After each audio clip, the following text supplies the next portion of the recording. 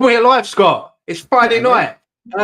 It's been a long time since I've done an intro for a show on West Ham Fan TV, especially on a Friday night. But yeah, it's Friday night, and we're here, Scott. Just me and you tonight. Nicky might be joining. We don't know. We haven't heard. Dan is out tonight, so it's just me and you, Scott. Been a long time since me and you have done a show together. Oh, mate, I can't remember the last time it was just me and you together on a show. Oh, well, not one on West Ham Fan TV anyway. We won't go into that, but don't we need Graham to jump in? We need to come and go proper old school. Mate, if Graham turned up tonight, I think I'd pass out. I think it'd be like the old Three Amigos back together. But, yeah, no, look, it's first of all, mate, how has your week been? Do you know what? It's been a good week this week. Busy, but a good week. Yeah, spent a lot of time. Same as me, mate. Time with the kids. Yeah, same as me. Been busy. Been busy at work. Trying to enjoy some bits of the sun. I don't get out of the office that often, so this weekend, mate, I am on it. I'm in the garden. I'm getting a tan. I've got a few things to do tomorrow, so I just want a bit of sun. I just want to enjoy the weekend. I want to enjoy the sun. It's I'm feeling positive, which is a bit strange considering the headline of this video and what we're going to talk about. Kudus, Paqueta, Antonio all look like they're going to be leaving the club in the summer. Antonio on Monday. Paqueta, we don't know what's going on with him with his court case, and Kudus, he's another one. So yeah, Scott, where do you want to start? Right. It's all doom and gloom, isn't it? It's like this one's going out the door, that one's going out the door, nothing's coming in. Do you know what? Right, I've been listening to a lot of talk sport driving into work and things like that, right? And there's a lot of clubs that ain't doing no business. Do you know what I mean? And I ain't panicking yet. Look, at the end of the day, I think when you see, the Paqueta's not been wanted out, but we know that's been on the cards for quite a while now. Kudus, his performances don't warrant the price tag. Let's be honest. He was pretty poor a majority of last season. Only really tried to show up against the big boys, and that was more from my opinion, putting himself in the shop window. So, it's a big loss of losing these quality players. But at the end of the day, they didn't pull up any trees last season. So if they want out, let them go. It's no player is bigger than the club, and that's what it boils down to, mate. Yeah, no, look, mate, I totally agree. I said the same thing last week. I said the same thing on Nick's podcast on Claret and Booze. Big shout out to Nick at Claret and Booze as well for having me on his podcast this week. It's always nice when someone picks up the phone and asks you to actually come on in it, Scott. But, look, Kudus and Paqueta, they're the only two players that are really going to generate some sort of money. Because obviously we've seen the rumours that we have to sell to spend. I'm not sure how true that is, but by most of the reports, it seems to be true. Not good news, because you sell players like that. How do you attract other players to come to your club? Because it's difficult. If any quality players out there look to join a team like us, especially not being in Europe, they want to look at what players are in your squad. And if they see two of your best players leaving, I agree with you, Scott. They was both poor last season. Paqueta only got one assist in the Premier, and I think in all competitions, which is terrible from him. But he had a lot going on. Last season. Kudus, he's one of these players, mate, that when it's not going your way, when you're down at the bottom, he's not a player that's going to fight for you.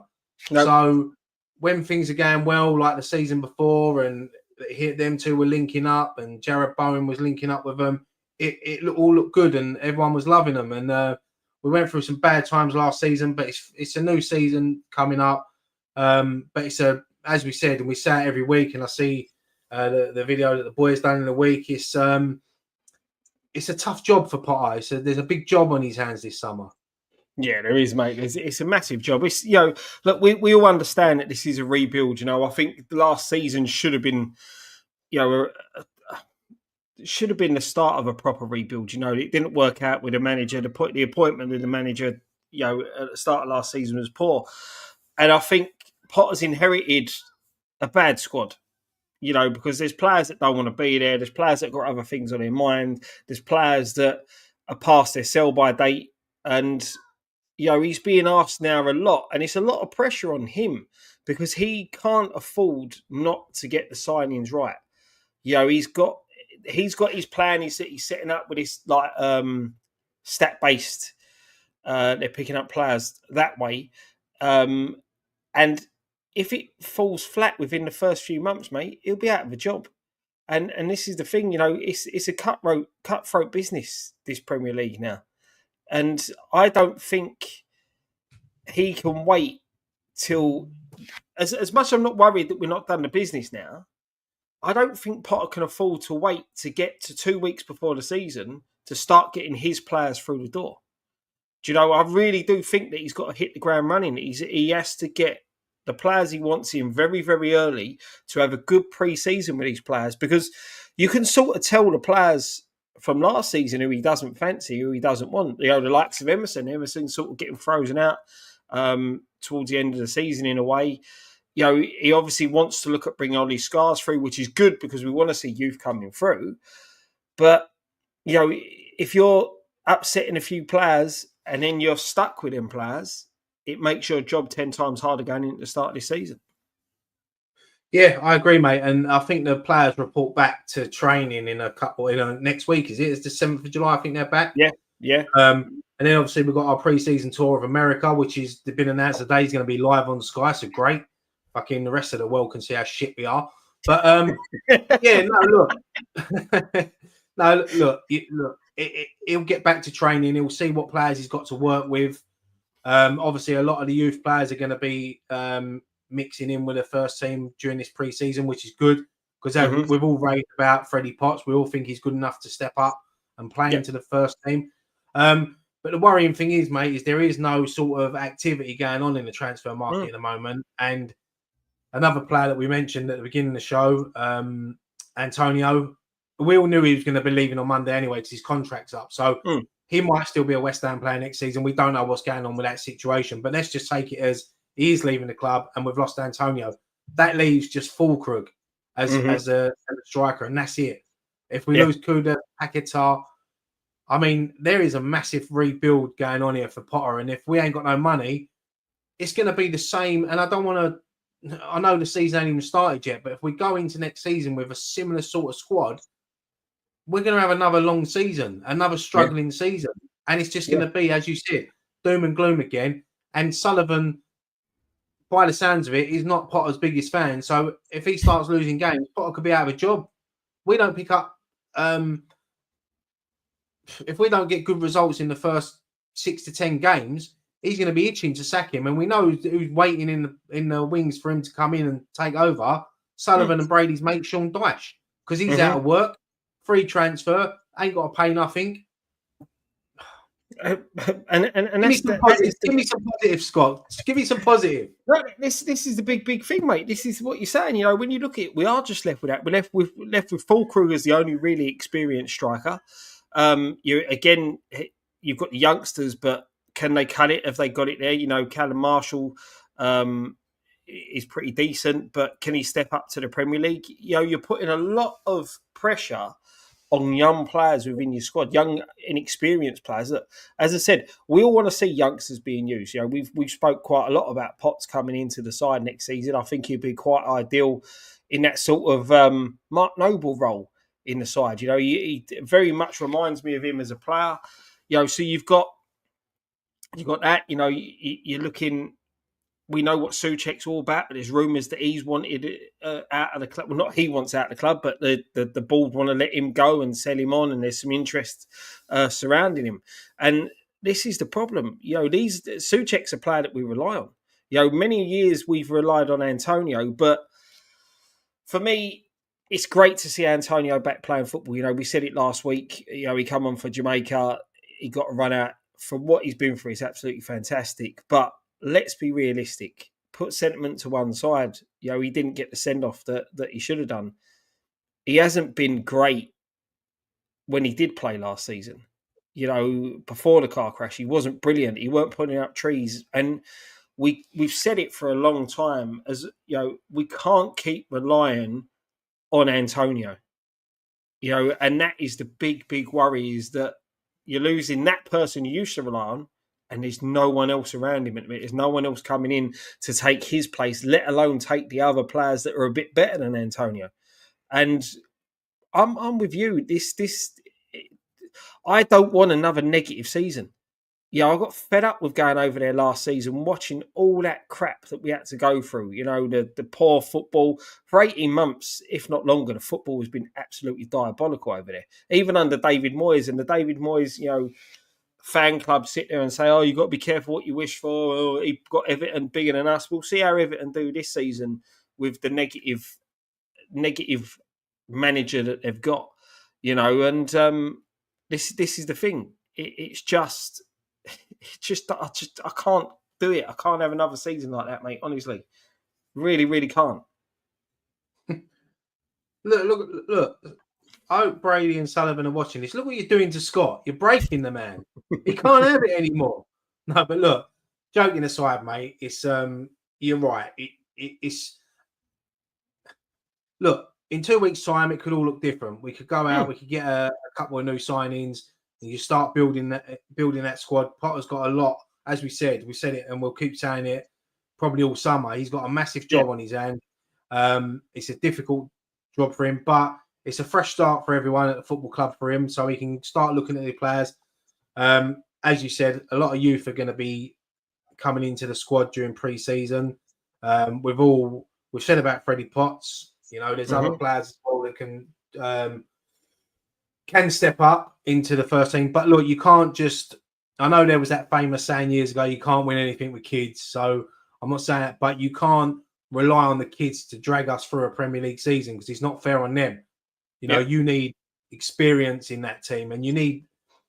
I think I see it today that we had 12 players in our squad last season, over 30. We had the oldest average age squad in the Premier League. That's one thing that we do need to get down is the age, and we need to get a lot of youth and fresh. I've seen this week that we've been linked with Harvey Elliott. Look, whether I think that's going to happen, probably not. Especially the way he's playing at the moment. Probably the worst thing for us is how good he's playing in this tournament.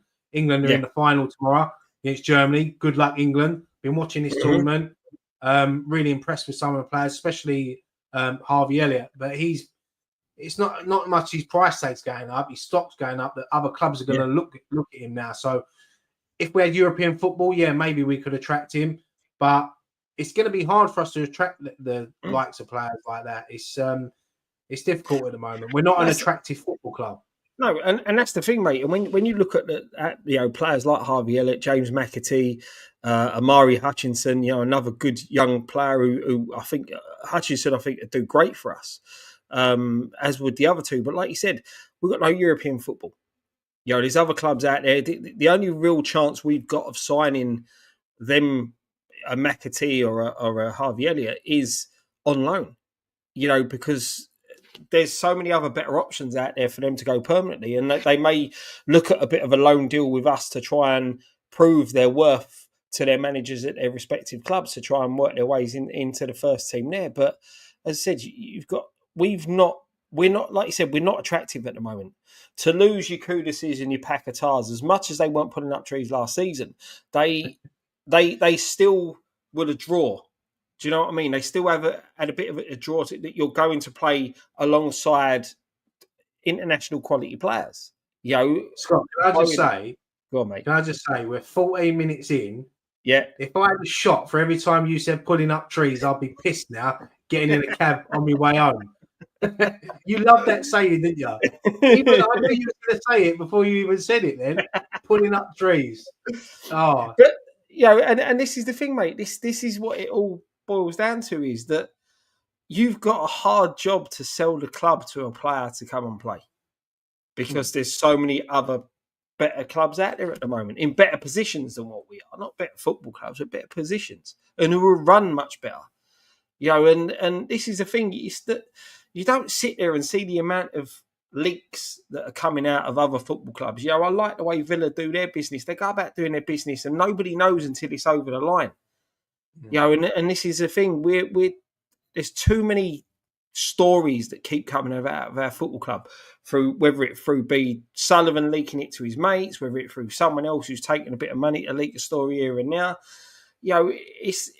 it just seems constantly we're a circus all the way around. Yeah, no, I agree, mate. And it's been like that for a long time. But even though we are that in that state, we still do seem to attract decent players over the last few years. We have. I know, obviously, Europe was a big pull for some of them players, but look, there's no denying. Whatever people say, we are a massive football club. We are I know it ain't going well at the moment, and we're not run right, but as the size of a club, whatever you think of the stadium, 65,000 seat stadium, can't even speak highly enough of the fan base. The fans are unreal. The loyalty of our fans. Yep. We spoke about this the other night. The problem, what we want to see as fans, is we might not win every game, but if we turn up to a game like we did all them years growing up, going to the bowling ground, if we went and watched a team in claret and blue put in some effort, we're not going to beat everyone. There are going to be better teams than us on the day, but if they walk off that pitch and you walk out of that stadium thinking, do you know what? We give it a go today. Yes, we lost, but we give it a go. That's what we want, a team to be proud of. We want Potter to build that team. We want players on that pitch that are going to get stuck in. They're going to play for the badge, play for the fans, Because last season, I found a lot of players went missing. They didn't want, half of the players would walk on that pitch with clean shorts and walk off it with clean shorts because they don't go to ground. They don't put tackles in. So it's, Potter's got a big job, but I think, and a lot of West Ham fans are going to get behind Potter. I know there will be some that won't, but that's their opinion. No one's opinion is right or wrong. You can like a manager, you can not like a manager. I get that, but I think that because he, as you said, he was chucked in last season, wasn't really given much time in the transfer window to bring anyone in. He brought in, what was his name, Scott? Ferguson. Oh, I nearly got that right. Now that he's left the club, I'm getting his name right. Well, I keep calling him Armstrong. So now he's got a pre-season, he's got a transfer window to try to bring in a few players, try to get his squad. I mean, I don't know what's going on with Souček. I know Dan put something in the group earlier about he's linked with Burnley. Be very surprised if he goes to Burnley. I'll be very surprised if we let him go because he is a key part of the team. And this is the thing, mate. When you sit there and say, you look at, we want players who are going to give their all, who are going to put the effort in, who are going to get dirty, and fight for the badge. He's one bloke that does that. Do you know what I mean? The one thing you could sit there and slate the guy on his ability on the ball, but week in, week out, he walks onto that pitch and gives everything. And, he's the first one who's disappointed when things don't go right. And he's the first one up there celebrating when things go right. And if more players had that attitude last season, we'd be a lot better off than what we are now. But that is it. You've got your doers and you've got your ones that literally just go, I'm earning my money, I don't give a monkeys. And unfortunately, we had far too many of those. James Ward-Prowse, doesn't put the best performances, but when he's on the pitch, he gives 100%. You can't have a midfield again of Souček and Ward-Prowse. That's not going to work. But there are two players there who, as soon as they step onto that pitch, they are going to give their all. Bowen's another one. He may not have the best performances at the time, but he tries, he puts the effort in. And that is what we don't see enough of certain players. And it's what we need. We need 11 players who are going to do that, mate. That's what we need. Yeah, Alvarez is another one that has obviously been linked that they're touting to try to sell. So then, as you sell Alvarez, Souček, Antonio goes, Kudus, Paqueta, we've already lost Fabianski, Creswell, Danny Ings. You're losing a lot of players from a already small squad. You're looking at replacing 12 players? Yeah. With no money and only selling 2 players to bring in the money, or 3 or 4 players that can generate some money. I mean, Alvarez, what would he generate? 20, 25? Yeah, exactly. And this is the thing. You look at the prices that we had on Kudus. 120 million to Saudi Arabia, 85 million to the Premier League, 80 million to Europe. Nobody's coming. No one's. Sullivan put it out there that these were the prices that the player could go for. Not one club come in for him. I know you've got all the PSR stuff, which I think that all starts rolling around again around the 1st of July. So maybe clubs are waiting until then to start doing their business. But, that was the opportunity these players had to get them. And no one even scratched the surface. No one tried to put a lesser bid in. So he's not going for that sort of money. We see reports today that we're willing to accept 60 million for him. This is a player we were turning around saying we want 80 to 100 million for. It just goes to tell you how bad a state that the club's in. And then there's rumours flying about us also now, oh, well, if we don't sell them players, then we're going to have to put our own money in, so we're going to put 80 million in. Well, if you've got 80 million to put in, put that money in as well as offloading these players and have a proper investment this summer. Because if you've got that 80 million quid to stick in without selling anybody, that 80 million quid's there to put in if you do sell players. Well, yeah, we know we have got money. We know that. And I think there was a report come out the other day that Sullivan said if we don't sell the players we want, then they are going to invest money. Why not just do that in the first place? Why not just do that? And then you might actually keep the likes of Kudus and Paqueta. I mean, look, we don't know what's going to happen with Paqueta. I mean, what's your feelings? Do you think he's going to get a big fine, or do you think there will be a ban, or do you think he will be banned from football for life? Honestly, mate, I think the length of time that it took, I think it's more the FA scrambling to try and find him guilty on something. I really do. I think they've put it all out there. They're trying to make an example of him, and they're coming unstuck. And now I think they're desperate. And now they're just they're flinging as much mud as possible at him and hoping one thing sticks. And that's what they're doing. Well, and this is the thing, mate. It's disgusting. Yeah, it's funny, isn't it? Because the way they're treating him, yet Man City look like they're going to get away with all their violations and charges. So, and they're just going to get like a fine. So, I mean, look, I don't really know. I agree with you. I think they're dragging it out to try to find something. They can't get him on one charge. They're trying to find something. All right.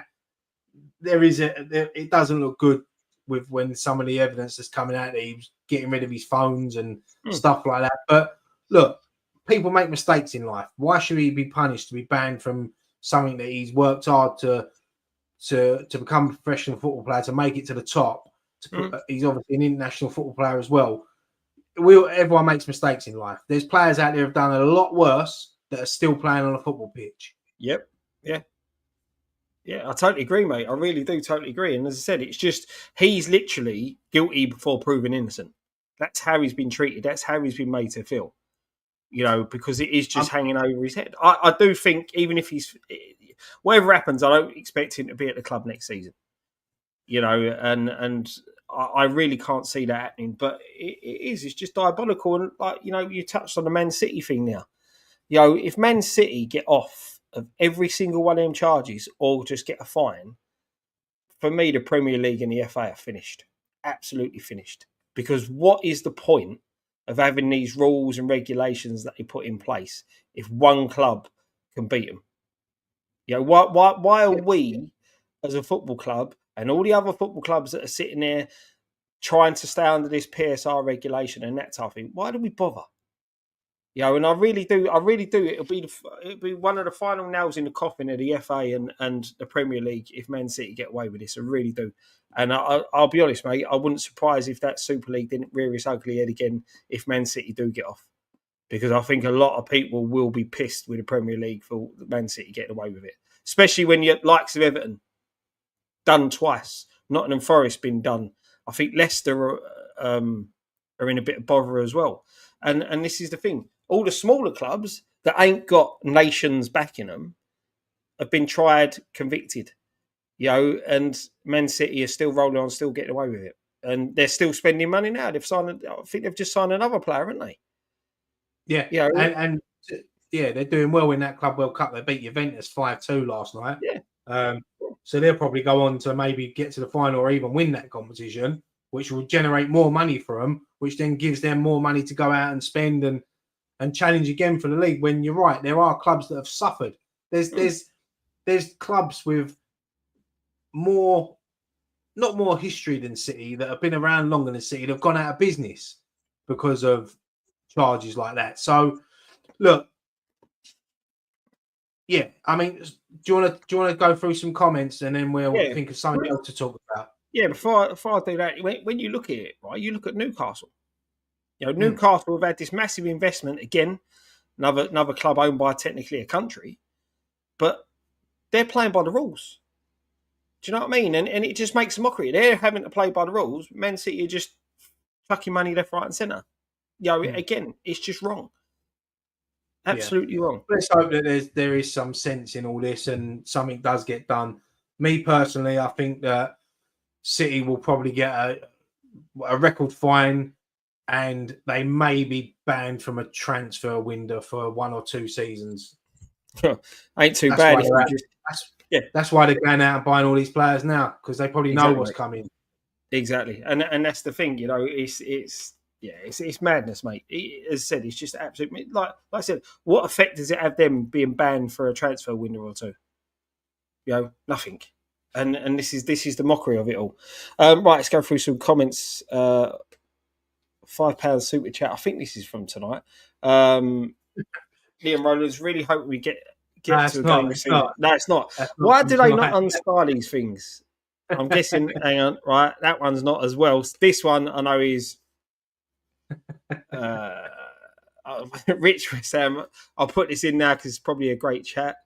Cheers, mate. If that is from this week, I tell you, this lot they're driving me nuts. Danny says positive Pat and Sunshine Frank. Oh, good old Putty.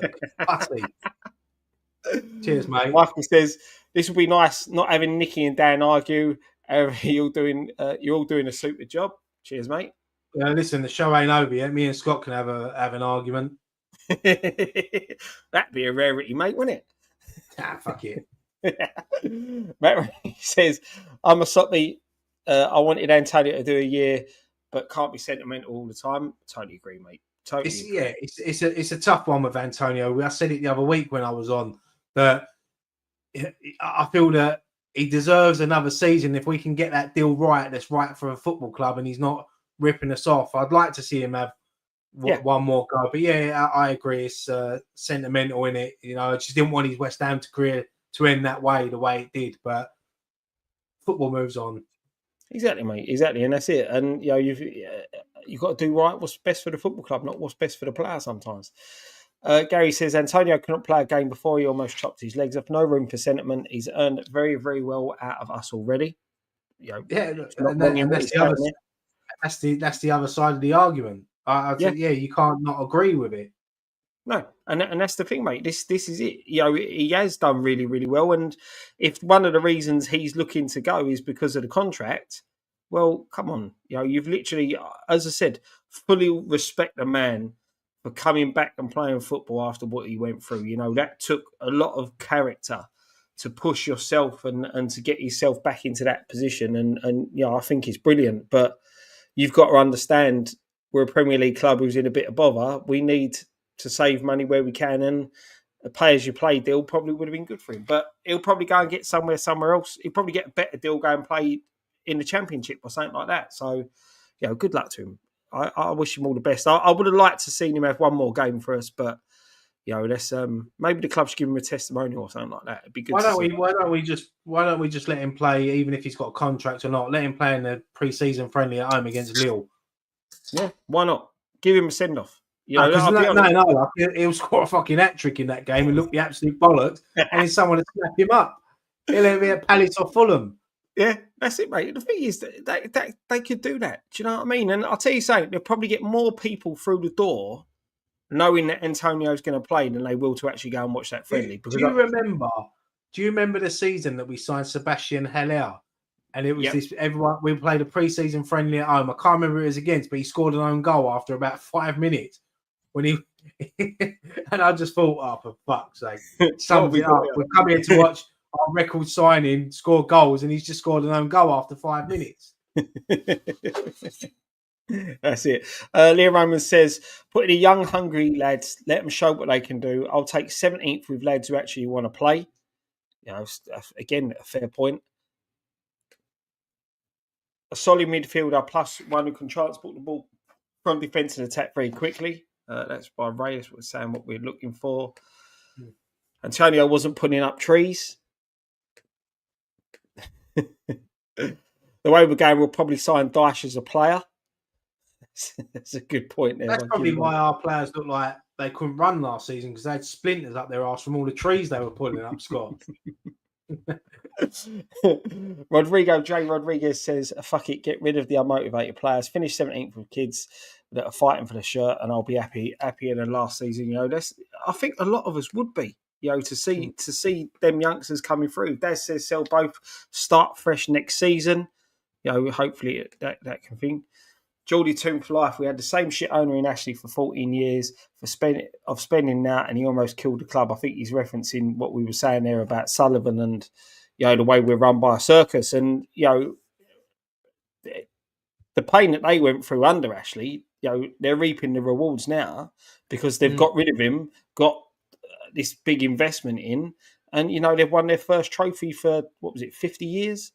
And good luck to them. It's because the thing with Newcastle, what I like, they're doing it the right way. They've got that investment, but they're doing things the right way. They're not doing it the Chelsea way, the City way, where they're just chucking money and buying the title. They're building, and it's good to see. And hopefully, they start investing in their youth up there as well.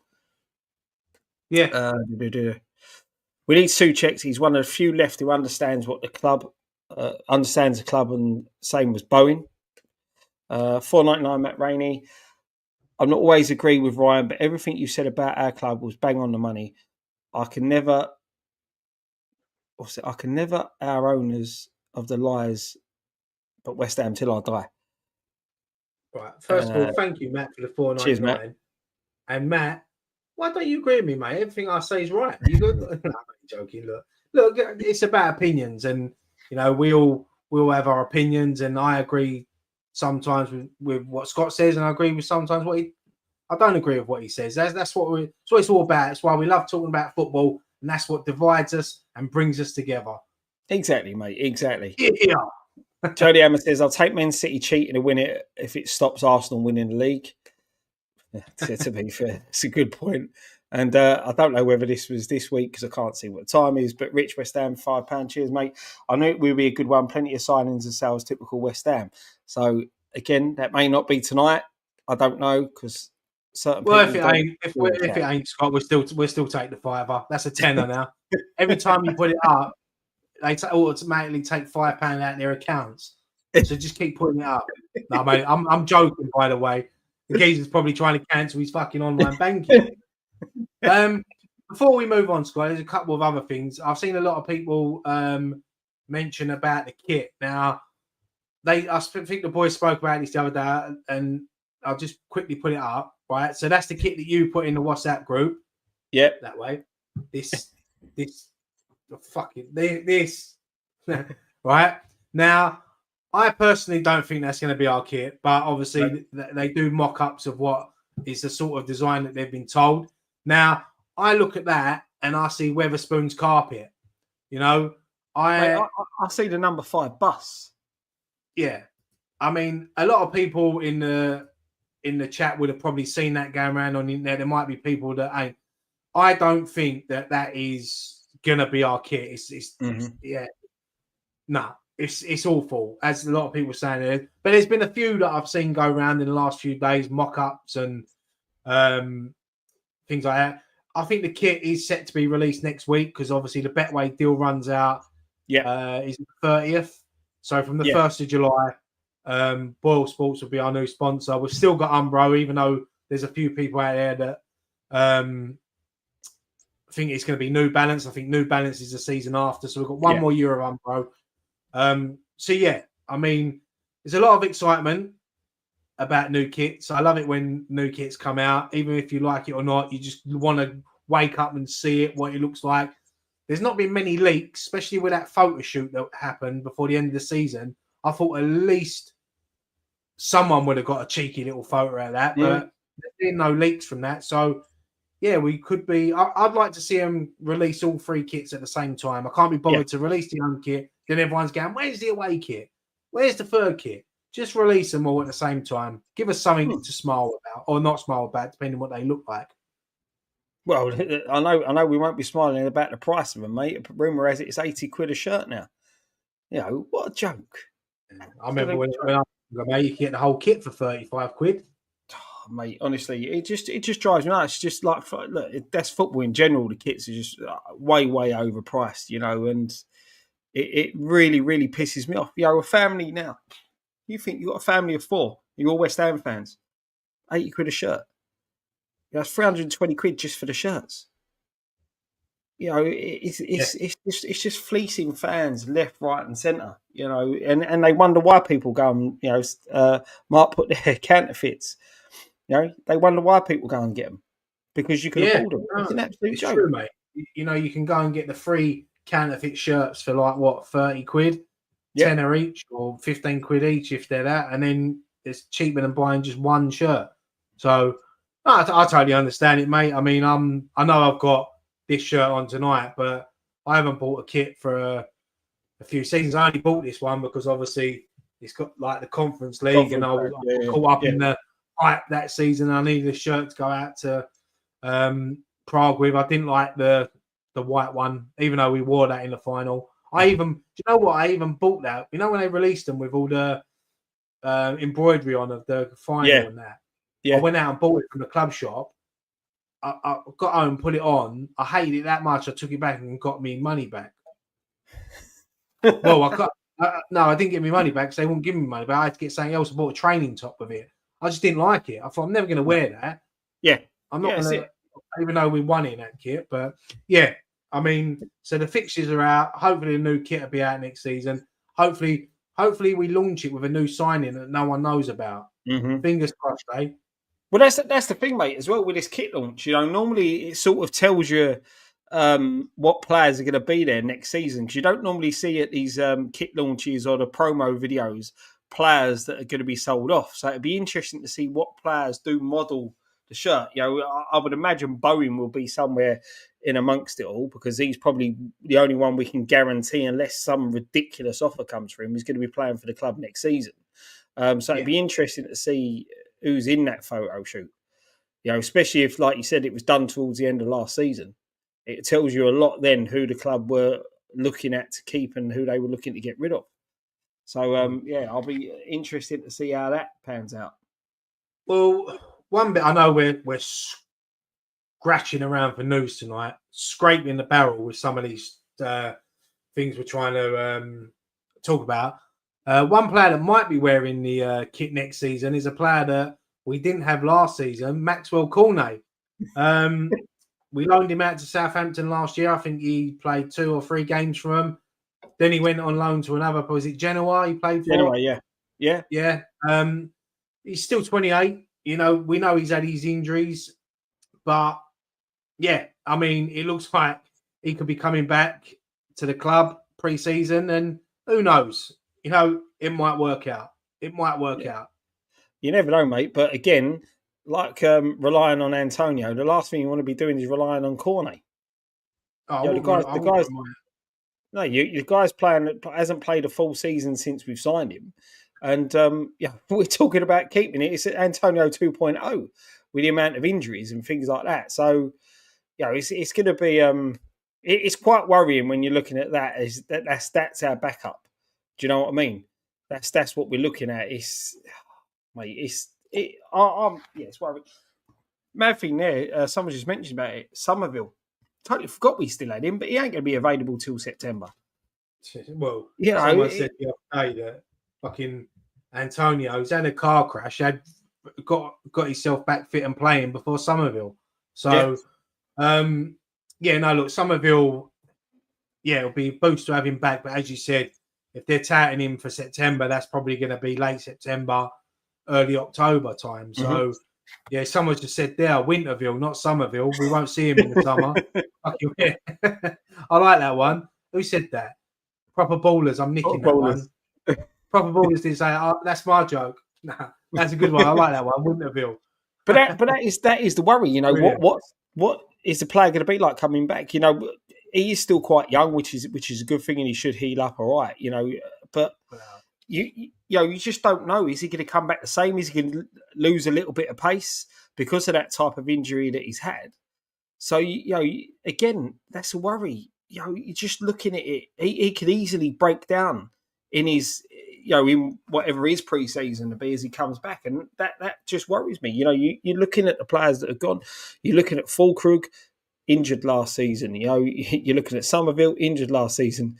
The hope just drains out of you looking at this. It really, really does. But we'll have to see. Look, hopefully, if he does stay Cornet, he can stay fit, and we see what we were starting to see before he got that injury. He had a couple of games. He scored that goal that was disallowed against Chelsea, and you thought, well, he's going to kick on from here. And then obviously the injury happened. So it was just a bit of just a bit of a freak, and it's one of them things. If you're looking at getting some ex-players back, Scott, and we need a striker, Andy Carroll's just left Bordeaux. If you fancy getting him back for a season, fucking hell. That's bad. That is bad. I've got a couple of comments. Rich has donated another £5. He said, "Come on, Scott, sing the one and only." It was a one and only time me singing it, mate, on the video. It's not going to happen again. Hang on. Go on. The one and only. I've been saving that, Scott. Here you go. It's always on hand. Always on hand. I love that, Scott. Do you know what? Because obviously I like a lot of the videos that we have on here. It pops up now and again. For some reason, it's linked to my YouTube music and it pops up on there.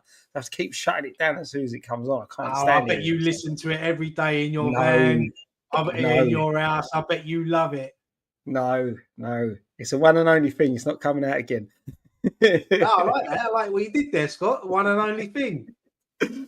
Jason says, sorry to say, Scott, Everton will finish above us. You're probably right, mate, with that. Steve WHU Bell, $4.99. Cheers, mate. Bring back the black fur kit. I like the fur kit from last season. Geordie's Toon Fly said, go on. Just quickly, I love black kits. I think black kits always look smart. And I see Tottenham released their kit yesterday, their third kit or their away kit, and it's black. It looks, as much as I hate Tottenham, it's a nice looking kit. Yeah. Yeah, that's fair. Geordie Toon Fly says, lads, you must hammer Sunderland in the opener. If you're going to the Mackhams, make sure you get your injections. That's that's going to be a big game. Daz says, Scott, when you said 80, my mouth dropped. It just goes to show, mate. It's shocking. Absolutely shocking. Paulie Walnut, Scott, you're trying to give yourself free promotion. Definitely not. People can go and judge for themselves on a video, but yeah. Unless I'm not. I'll tell you what, Scott, at the end of the show, I'll play the whole video. No. We'll end the show with that.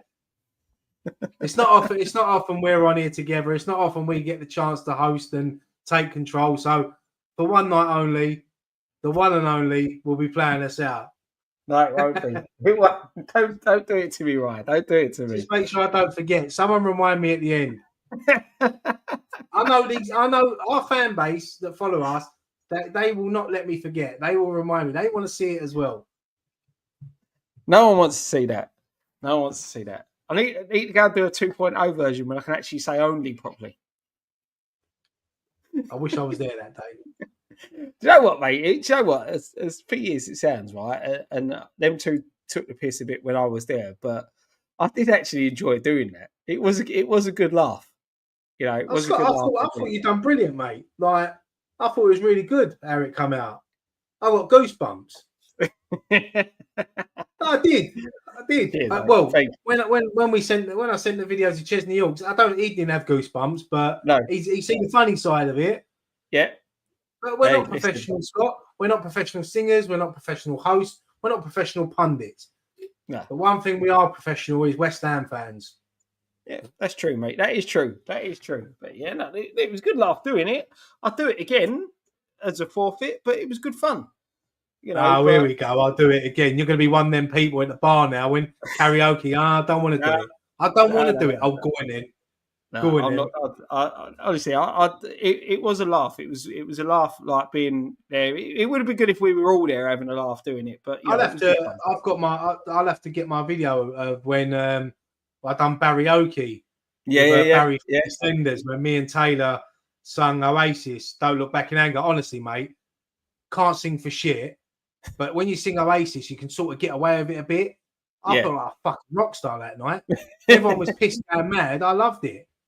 I had Barry from EastEnders. And then when I went back there again the other month, me and Andy Miles, we sung Ronan Keating, Life is a Roller Coaster. And I opened the show. So I've opened the show with Barry and I've closed the show with Barry. Now I need a middle section now. And then an encore. That's it. It'd be good, mate. Honestly, it's good fun. It is good fun. You know, I love karaoke because I can't sing. And that's what karaoke's about. I hate it when someone gets up there like some old Doris and gets up there and sings like Celine Dion. No, I don't want that. I want to get out there and sing like Dion Dublin, not Celine Dion. That's what it's about. It's a laugh. Yeah, as we're running out little things to talk about, this is an interesting one at the moment. Right, this would be an interesting one at the moment, and we can sort of clip this back. So we're sitting here coming towards the end of June, right? No signings through the door. Don't know what's going on. Where are you thinking we're going to finish, Roy? Well, if the season started tomorrow, with the squad we've got now, it wouldn't be a great season. I don't think we're going to get relegated next season. But if we don't bring in some signings and we lose the players we're talking about, and even if we do bring in signings that are not going to improve our team, then it will be another struggle and it will be another long season. And we just have to hope and pray that there's 3 shitter teams than us. I mean, Leeds, I think, will surprise a few teams next season. I think they'll have a decent season. Burnley and Sunderland, I think, will probably go straight back down. As much as I want to see Scott Parker do well, I think that they'll probably go down. And you just rely on other teams to be shit, but we can't rely on that. I mean, when you look at our first 6 games, they're tough. We've got 3 London derbies in the first 6 games. Yeah. Back in the days, we used to get up for London derbies. Now we sort of just roll over, don't we? We don't seem to. I don't think London derbies have had that same feeling for the last few years. Not only with us playing, I think when you watch any London derby, they haven't got that intensity anymore, that fight. You don't see that anymore because with VAR and the way refs are, it's taken a lot of that out of the game. Yeah. But Sunderland's going to be a difficult game. I know I predicted them to go down, but their first game, sellout crowd, game will probably be live on Sky or one of the channels, and they'll all be looking for that upset. And usually 9 times out of 10, it is the upset, and we could be on the back of losing to Sunderland. And then this just, you go into the next game. We've got Tottenham we've got Chelsea the week after, I think it is, then Tottenham. It's a mad start. But look, you've got to play everyone twice. So we've just got to hope that we do get off to a good start. I think, mate, do you know what? It's a really tough one because I can see both sides of the coin with this. I think that Sunderland can get a bit caught in the headlights of the first game back in the Premier League. They got through in the playoffs. Sheffield United were by far better in the league than what they were. But the momentum of them winning that playoff final and also that coming back into the Premier League, playing at home straight away, that could carry them on, but it could play against them. I think we play Spurs just before they go into their first Champions League game, so that could benefit in our favour.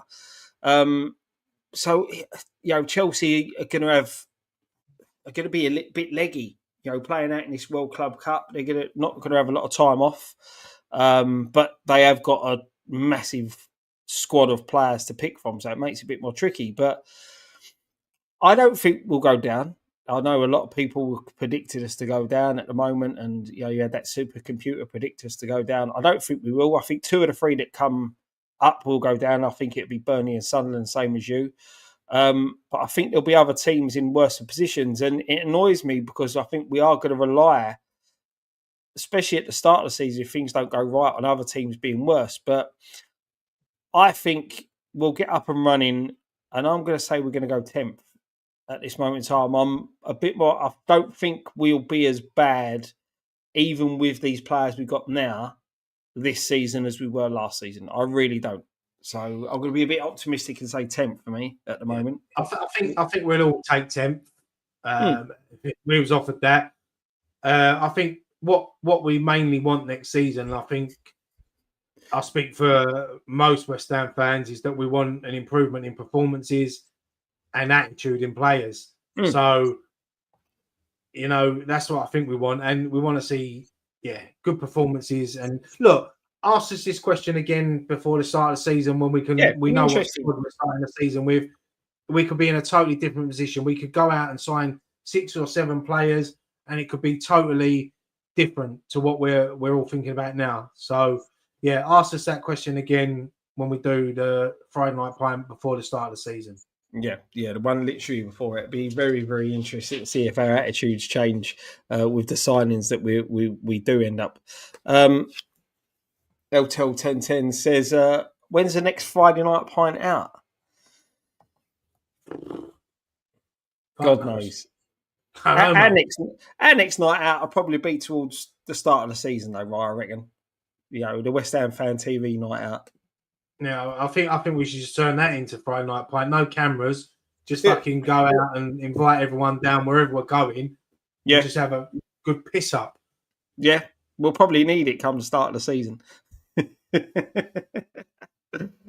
Matt Rainey's got a good one here, lads. If you can have any Hammers legend or hero live on the show, who and why?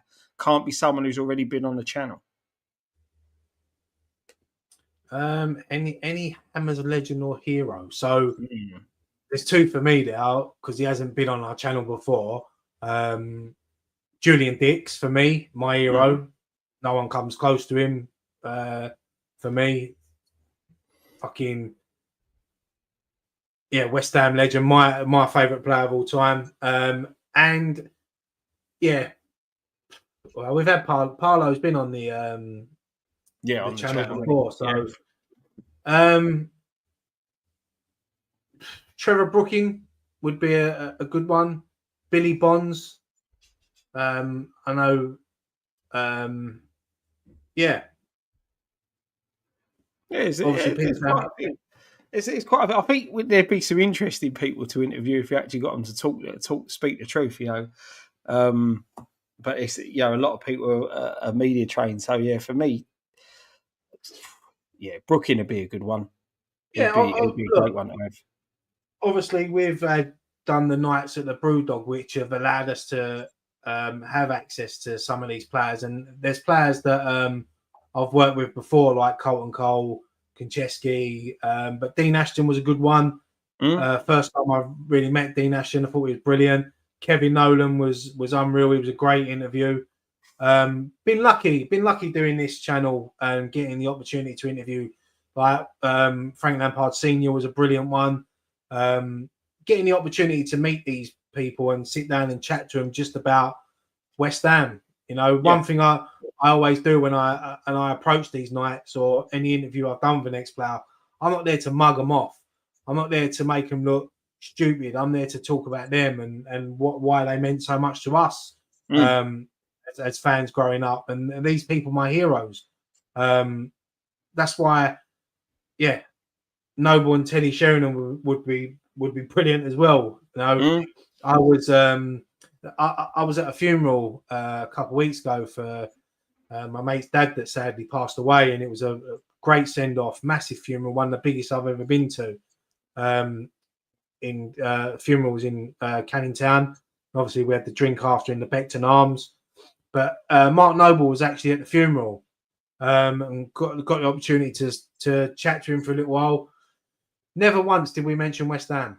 West Ham wasn't even mentioned in that conversation. It was just a general chat about, you know, when we was younger, the area, you know, basically saying that everyone ends up here one day, you know, as we're standing in the graveyard. It was just a general chat, and it was like, it was good to see Nobes like that because obviously he's getting a bit of stick lately because obviously his new role with the club and people don't know what he does, but he is a West Ham fan. He is from the same area as me, so it was good to sit there and chat to him. And it was a great send off, great funeral for Steve Taylor. So brilliant. That's it, mate. Do you know what? Right? Do you know what I'd make if you could actually? I want us to interview Alan Pardew, right? Just to find out what all these stories are that we keep hearing on the grapevine about him, whether they're all true. And to hear what he wants to say about him, because that would be an interesting interview, mate. Trust me, they're true. Oh yeah, I know. I'd love to hear his Yeah, take sure. on that season and see what if he's got any dirt on some of the players as well, because that'd be a right interesting interview. That would, mate. I tell you, probably one that we wouldn't be able to show, but it'd be bloody good. 100%, mate, 100%. But yeah, no, it's a good question. That good. It's good. It's always good when you get to interact with the ex players, especially players that care about your club. Yeah. Another super chat coming there. Liam Rowlands would love to stay and watch, listen, but meds are more really kicking in. Up the hammers. See you all next Friday night, mate. Cheers, mate. Thanks for your donation, and hope everything's all right, mate. Yeah, get well soon, mate. If Definitely. yeah. There's a few people there saying John Moncur would be a good one. Payet. That'd be mental.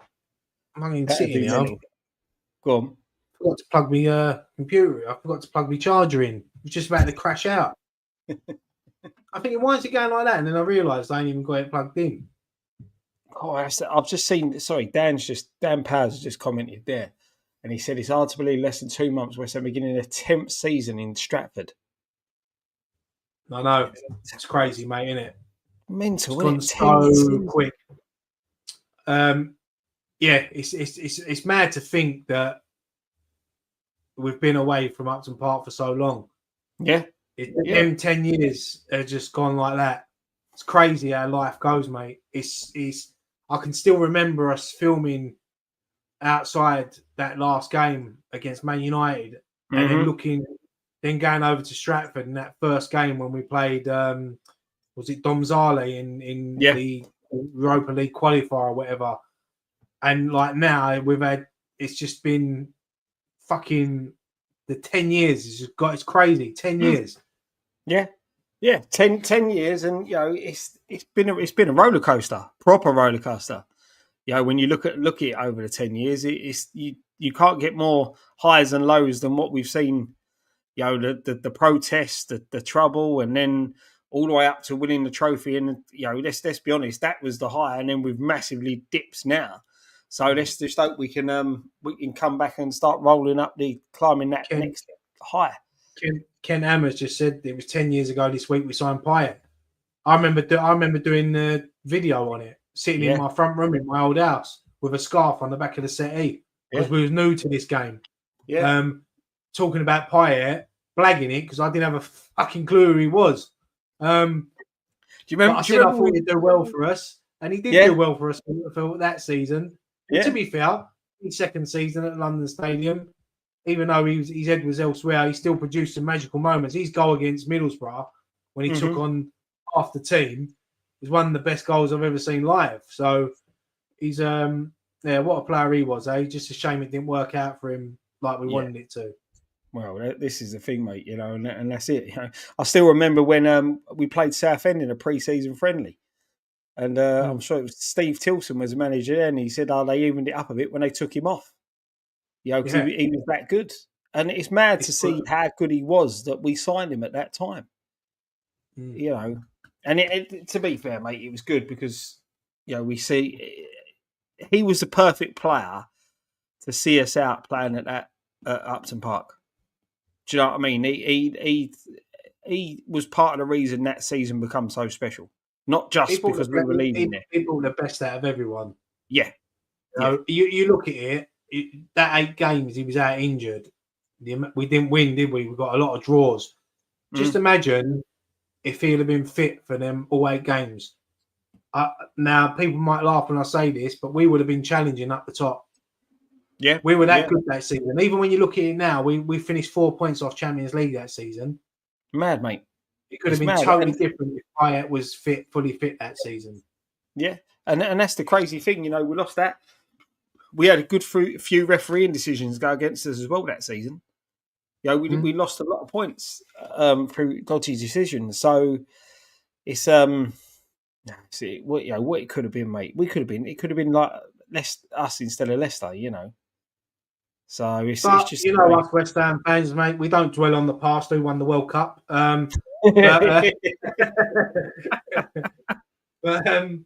It's great to, and I'm sure hopefully there'll be a few things done. Obviously, the 10th anniversary of leaving. I know that Ian at E13 Events has got something special planned for next year, for the 10th anniversary. So yeah, there's going to be a lot of things. So a lot to look forward to. And you think it's 130th anniversary of the club as well? Yeah, it's crazy, mate. Absolutely crazy. But yeah, I weren't around when they was first formed, Scott. So Graham probably was at some sort of point in that. He'll remember them days. Oh, of course. Graham was on the white horse at the final. Oh, where is Graham? Let's get him back. I miss him. I miss seeing his little head down the bottom there, looking all confused, didn't know whether we were talking to him or what. I love him. I love catching up with him. I try to meet up with him because he don't live far from me. So yeah, we try to catch up for a beer every now and again, and he just brings joy to me. I remember the other week I had a right shit day at work. I was in the right mood, and I was meant to be meeting up with Graham and Taylor and the rest of the boys that night. And I thought, you know what, I can't bother to go. And then as soon as I walked in, I see Graham, I changed. My whole mood changed because it's just him. He's just a positive person to be around. I love him. I missed him dearly on this channel. Yeah, same, mate. Same. It is a shame. We'll get him back at some point. Don't worry about that. He's for those who keep asking, because a lot of people do ask about him. He's doing all right. He's in a very, very good place. So he's doing good. He's doing good. We see him a lot. I still speak to him every day. So he's all good, and we will get him to pop his eyebrows back on the screen at least one more time. So it'd be good to have him back. Maybe we'll do a competition where one of our subscribers can win a meal with Graham, and then we just send him out on the night out together. I'm telling you now, if I said to Graham, go to a restaurant, we're going to send someone there who you don't know, he would have the time of his life. He will talk to anyone. Everywhere I go, Graham knows someone. If Graham went to the moon, if you and Graham went to the moon and you was getting back on that rocket, you'd be like, where's Graham? And he'd be talking to someone on the fucking moon, an alien that he knew from fucking school or something like that. He's one of them. He's so good with faces. He remembers so many people. But honestly, he's like that. You take him abroad, he always bumps into someone he knows. If they don't bump into him at the airport, he bumps into him while we're out there. So he's funny. Like you said, mate, he's a good guy. Good guy to be around. So But should we sign it off there, mate? I think. Yeah, we're finished. We're finished there, mate. We've gone on for an hour. My back's sweating. In this little office, I've got the window open. I can't open the door because then you'd hear all the noise outside. But yeah, no, it's been a good show, mate. For a show that we thought we weren't going to be able to do, and we've sort of dragged it out for an hour. Thank you to everyone who sent in their comments and questions. It's good. Do us a favour, if you're still here watching, can you please just give the video a like? Just give us a thumbs up because it helps share the video and it helps grow whatever. I forgot what it fucking does now. So it does something anyway. It does something. It helps with the algorithm and the suggestions. That's the one. I couldn't say that word. But it's been a good show, Scott. Good to be back on, mate. Chatting with you. Good chat. Good discussion. That's it. And the chat are doing what they're asking you to do, mate. They've reminded me. I'm going to play it. I'm going to play it, and then when it ends, I'm turning my volume down. No, you don't turn that. So I said at the beginning, we're going to do this. We're going to have a little bit of a laugh. This was filmed. When was it, Scott? Before Christmas? Yeah. So last year, Scott lost the challenge in the football challenge we done. His forfeit was to go into a recording studio with Ellie and record a music video. Who's brilliant. She made me sound. Yeah, she's brilliant. If you watch her face in this video, Scott, you see her. You see what her thoughts are about you, mate, when you're singing. But look, she's a professional. You're not. One night only. This is Scott with the one and only. I am the one and only.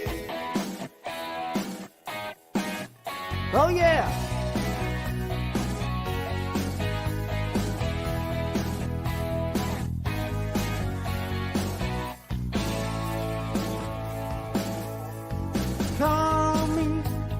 Call me by my name. Call me by my number. You put me through it. I'll still be doing it the way I do it. And yet, you try to make me forget who I really am. Don't tell me I know best. I'm not the same as all the rest. I am the one and only. Nobody I'd rather be. I am the one and only. Can't take that away from me. I've been a player in the crowd scene, a flicker on the big screen. My soul embraces one more in a million faces. High hopes and aspirations and years, but my station may be. Out all this time I've tried to walk with dignity and pride. I am the one and only. Nobody I'd rather be. I am the one and only. You can't take that away from me. I can't wear this uniform without some compromises, because you'll find out that we come in different shapes and sizes. No one can be myself like I can. For this job I'm the best man. And while this may be true, you are the one and only you. Woo-hoo. Oh yeah. Ooh. The one and only. I am the one and only. Nobody I'd rather be. I am the one and only. You can't take that away from me. West Ham Fan TV. I am never losing a fan team bet ever again. This forfeit has been fun. Massive thanks to Ellie for making me sound half decent and teaching me a few tricks. So yeah, massive thank you. Make sure you subscribe. Final thoughts, mate. Scott, I'll tell you what, mate. You know what? I forgot how fucking good that was, mate. It was the but look, mate, it was all good fun. It was all good fun. Do you know what, right? Kent, he said there, did Nicky ever do his forfeit, right? He done 2 very, very lame attempts at a forfeit. So I'm the only one who's true to my word in that fan team challenge that I actually did the full forfeit all the way through. None of this half-eating stuff or anything, you know. So even yeah, Grandpa Joe would have got out of bed and give you a standing ovation for that, Scott. That was brilliant, mate. But positive Pat, look at that. Chesney and Pat. Chesney and Pat. Chesney and Pat. Chesney and Pat. Right, Scott, let's end it there, mate, because I'm sweating my back off. And yeah, great show.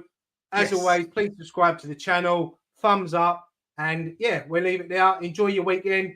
Be careful of the sun. Plenty of water, plenty of booze. Enjoy your weekend. Scott, one thing left to say, mate. Come on, you Irons.